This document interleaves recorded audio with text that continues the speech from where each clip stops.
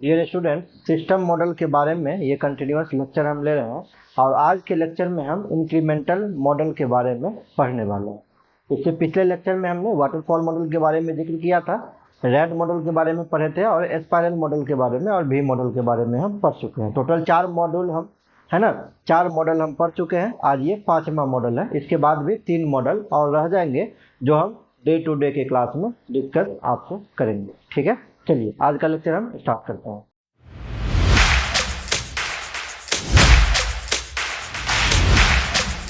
ये जो incremental model है ये वैसे सॉफ्टवेयर डेवलपमेंट में हम लोग अप्लाई करेंगे इंक्रीमेंटल मॉडल को, जहाँ पे यूजर का रिक्वायरमेंट जो है वो फेज बाय फेज में पूरा किया जाएगा। ठीक है, जैसे मान लीजिए कि अगर एक कंप्लीट कोई वर्क दिया हुआ है तो उस वर्क में से यूजर को सबसे पहले यूजर से क्या कराएंगे, प्रायोरिटाइज करवा लेंगे कि आपको ये मॉड्यूल हम दिस 3-4 मॉड्यूल में हम अलग अलग तोड़ के आपको देंगे, है ना। आपका जो प्रोडक्ट है उस प्रोडक्ट को टोटली हम फंक्शन के आधार पर 3-4 पार्ट में डिवाइड कर देंगे मॉड्यूल बाय मॉड्यूल में, और एक एक मॉड्यूल उसको हम लोग बना के रिलीज करते चले जाएंगे। ठीक है, और जो पुराना वाला मॉड्यूल होगा उसमें कुछ हम जब नया रिलीज करेंगे प्रोडक्ट को तो उसमें कुछ फंक्शन को भी हम ऐड करते चले जाएंगे। कहने का मतलब ये हुआ कि जब यूजर को ऐसा सॉफ्टवेयर का रिक्वायरमेंट हो जहाँ पे उसको अलग अलग फंक्शन की अलग अलग ज़रूरत हो, ठीक है, मतलब एट ए टाइम जो उसको नेसेसरी फंक्शन है उसको हम लोग प्रोड्यूस कर देंगे, रिलीज कर देंगे उसको, उसके बाद जिसकी ज़रूरत है उसको रिलीज कर देंगे, उसके बाद ऐसे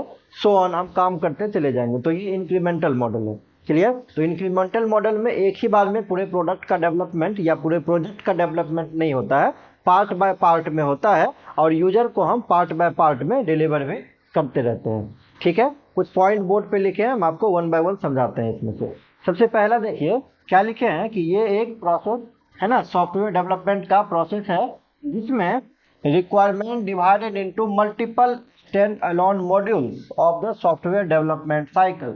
ठीक है, इसमें जो यूजर का रिक्वायरमेंट होता है उसको हम मल्टीपल मॉड्यूल में अलग अलग मॉड्यूल में डिवाइड कर देते हैं। क्लियर? पहला चीज क्या हुआ, पहला चीज हुआ इंक्रीमेंटल मॉडल क्या है, सॉफ्टवेयर डेवलपमेंट का एक प्रोसेस है जिसमें यूजर के रिक्वायरमेंट को मल्टीपल मॉड्यूल में हम लोग ब्रेक कर देते हैं और हर एक मॉड्यूल को अलग अलग टाइम पर यूजर को हम डिलीवर करते रहते हैं। क्लियर? अब इसमें दूसरा पॉइंट देखिए, in this model each module goes through requirement, design, implementation and testing phases.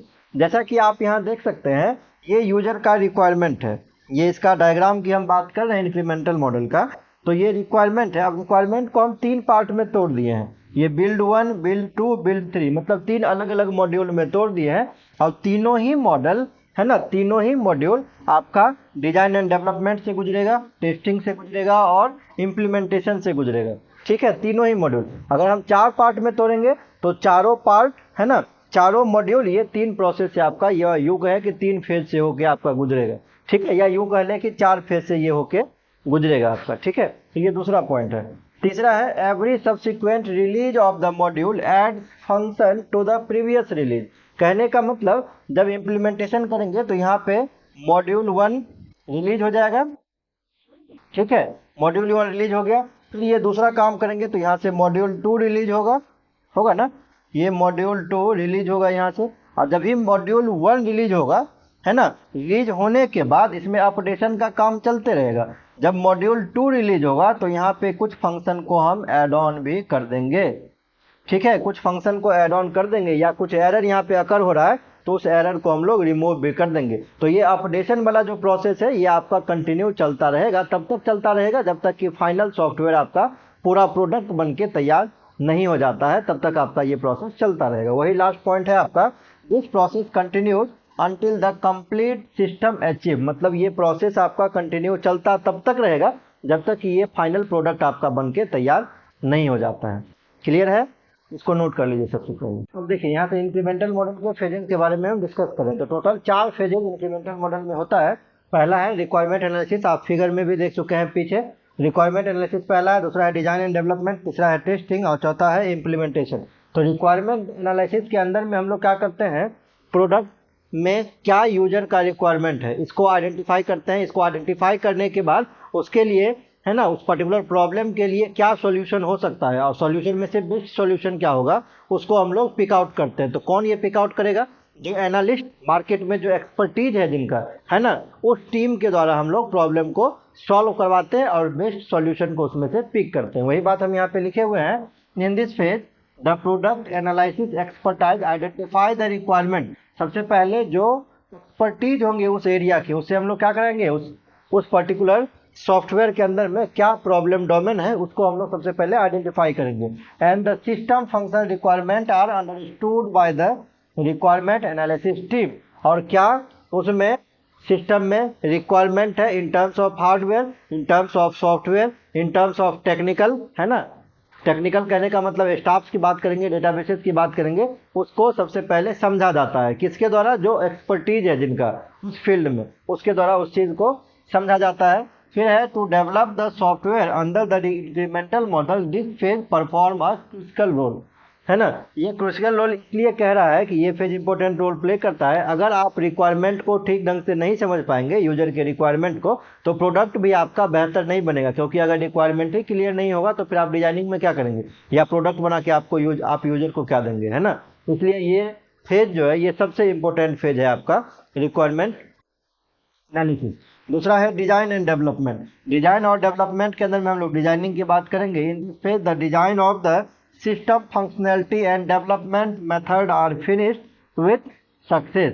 अब इस डिजाइन एंड डेवलपमेंट के अंदर में क्या करेंगे, हम लोग सबसे पहले लॉजिकल डिजाइन की बात करेंगे। लॉजिकल डिजाइन में हम आपको पहले भी बता चुके हैं, फ्लो चार्ट की हम लोग बात करेंगे, हम लोग गैंट चार्ट की बात करेंगे, हम लोग डेटा फ्लो डायग्राम की बात करेंगे, हम लोग ईआर डायग्राम की बात करेंगे, हम लोग डीएफडी की बात करेंगे, है ना। लॉजिकल स्ट्रक्चर की बात करेंगे। और जब लॉजिकल स्ट्रक्चर सक्सेसफुली कंप्लीट हो जाता है, तैयार हो जाएगा, तो फिर हम उसका डेवलपमेंट करेंगे। डेवलपमेंट मतलब उसका कोडिंग वाला पार्ट हम लोग डन करेंगे, है ना। जैसा कि हम शुरू में ही आपको बताए थे, इंक्रीमेंटल मॉडल के अंदर में पूरे वर्क को हम लोग 3-4 मॉड्यूल में तोड़ देते हैं, है ना।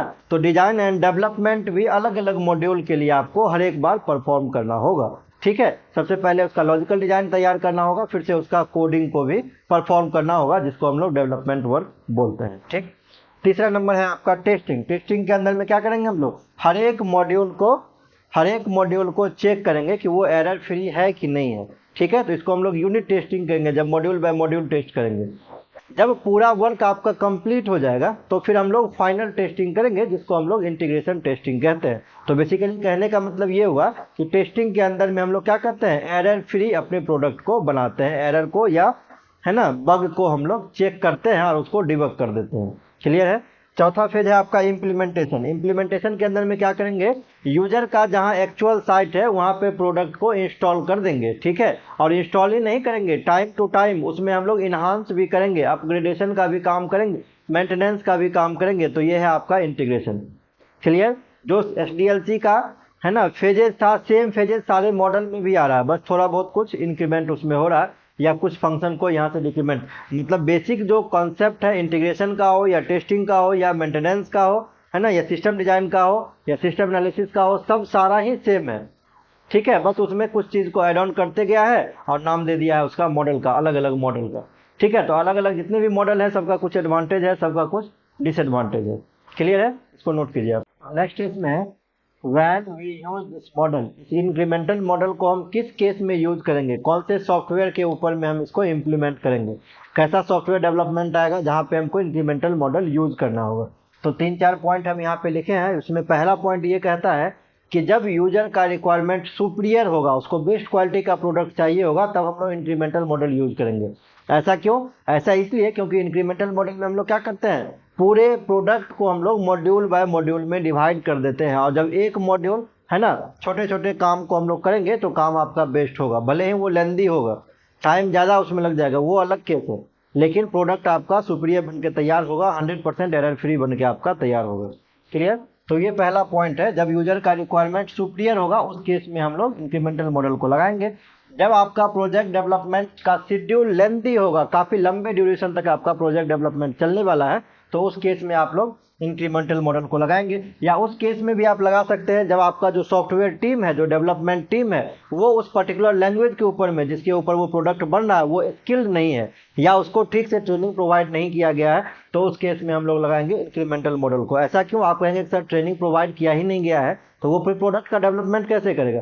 तो इसमें क्या होता है ना, जैसे मान लीजिए पहला फेज है रिक्वायरमेंट एनालिसिस, तो जब रिक्वायरमेंट एनालिसिस का काम हो रहा होगा उस समय टेस्टिंग वाला बंदा, कोडिंग वाला बंदा सब फ्री होगा, ठीक है। तो वो क्या करेगा, उस समय में उसको प्रॉपर ट्रेनिंग प्रोवाइड की जाएगी पहले मॉड्यूल के लिए, ठीक है। जब पहला मॉड्यूल का काम चल रहा होगा तो दूसरा तीसरा मॉड्यूल वाला है ना, जिसको दूसरा तीसरा मॉड्यूल का काम दिया गया वो फ्री होगा, तो उसको प्रॉपर ट्रेनिंग दी जा रही होगी उस समय में, समझ गए ना। तो इसीलिए क्या होता है कि जब आपके पास स्किल्ड मेंबर नहीं है या ट्रेंड मेंबर नहीं है डेवलपर की टीम में, तो उस केस में आप इंक्रीमेंटल मॉडल को लगा सकते हैं। या आप यूँ कह सकते हैं कि जब कस्टमर एक प्रोडक्ट दिया है आपको बनाने के लिए, ठीक है, एक कस्टमर एक प्रोडक्ट दिया बनाने के लिए, वो बोला सर अभी हमको बस इतना काम ये इंपॉर्टेंट है, बाकी का आप बाद में भी हमको दीजिएगा, तो ये चल सकता है। तो उस केस में हम इंक्रीमेंटल मॉडल लगाएंगे कि इसको एक पार्ट में, इसको एक मॉड्यूल में तोड़ के पहले इतना करके दे देंगे, फिर से हम ये दूसरा मॉड्यूल बनाएंगे, फिर से तीसरा मॉड्यूल, इसी तरीके से सो ऑन हम पूरे मॉड्यूल को तैयार करते रहेंगे,